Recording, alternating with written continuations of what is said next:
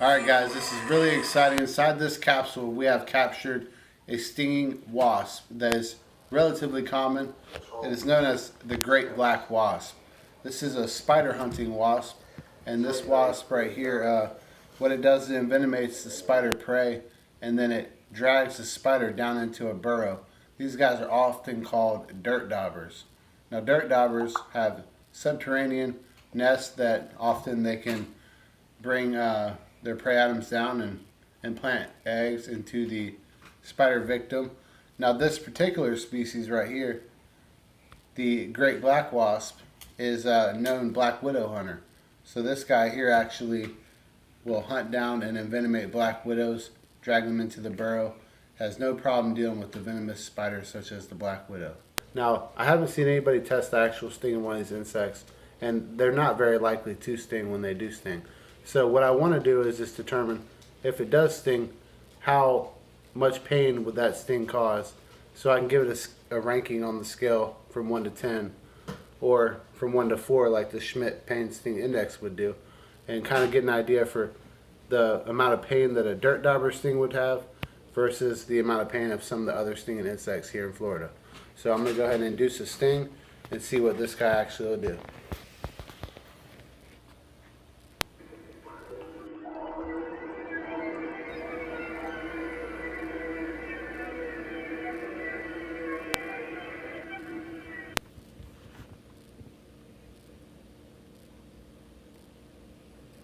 Maybe you have to angle him down.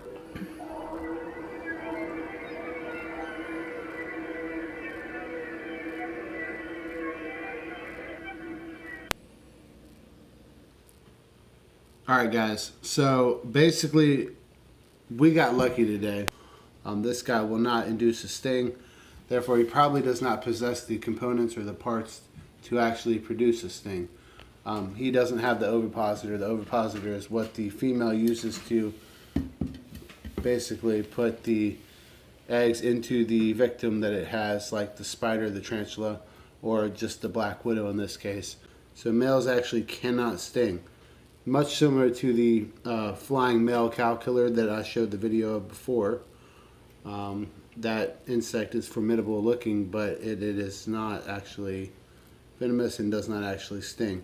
So this guy right here, it's safe to say that this specimen right here is not going to sting. This is similar to several other species that are here in the Americas, including the tarantula hawk. Over the years, I've encountered a great many different animals and insects and wildlife in general.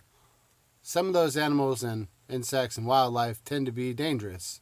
It's knowing how to work around and with these animals and insects and wildlife that prevents accidental injuries. And every so often we look for some sort of a interaction that would cause injury in order to better understand the injury that it could cause and help educate people across the board on some of these different insects and animals that could potentially be dangerous or harmful to our health. Fortunately for me, I didn't get stung today, but we can all take something home from this episode. We learned today that every species of male stinging bee, wasp, or hornet doesn't actually possess a stinger. The stinger is a modified ovipositor, which is a reproductive organ, but only the females of each species possess that ovipositor. So through the years, we've begun to investigate and show and share our different encounters with all this amazing wildlife, so that way the viewers and the public could have a chance to be better educated and overall just safer while in the great outdoors. Some of these insects may be formidable. Some of these insects can cause great harm, but not always. Guys, thank you for watching this episode of The Great Outdoors. I'm sorry that I didn't get stung today. Perhaps we'll find a female dirt-dobber here in the future, and we'll be able to show y'all what the effects of that sting look like.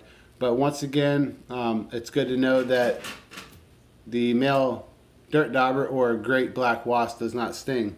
Make sure you hit that like button and subscribe, and keep tuning in for future videos, including sting tests, snake videos, and other wildlife. Thanks again. I'm your host, Alex, with Great Outdoors.